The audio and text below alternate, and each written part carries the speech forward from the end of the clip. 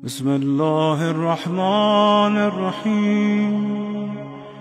يا من تحل به عقد المكاره، ويا من يفثى به حد الشدائد، ويا من يلتمس منه المخرج إلى روح الفرج. ذلت لقدرتك السعاد، وتسببت بلطفك الأسباب، وجرى بقدرتك القضاء، ومضت على إرادتك الأشياء، فهي بمشيتك دون قولك مؤتمرة، وبإرادتك دون نهيك منزجرة.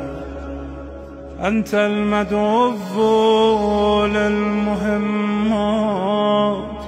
وأنت المفزع في الملمات، لا يندفع منها إلا ما دفعت، ولا ينكشف منها إلا ما كشفت.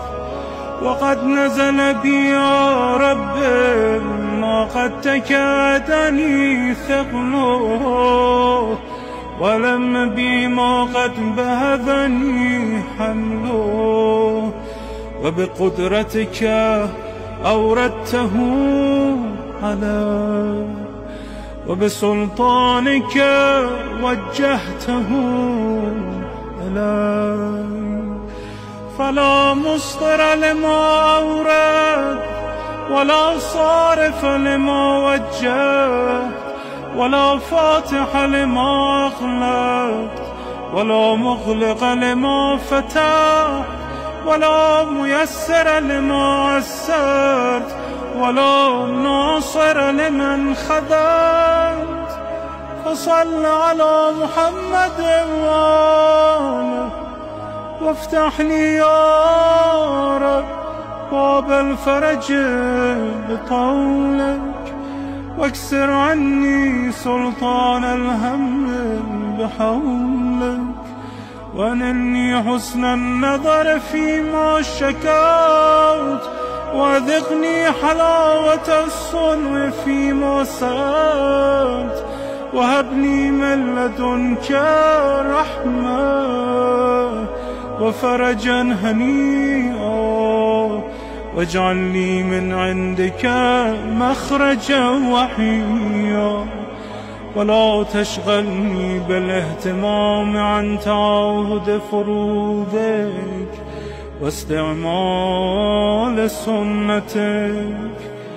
فقد ذقت لما نزل بي يا رب ذرا، وامتلأت بحمل ما حدث علي هما، وأنت القادر على كشف ما منيت به، ودفع ما وقعت فيه.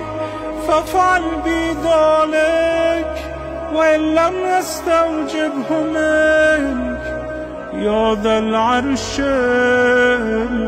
العظيم.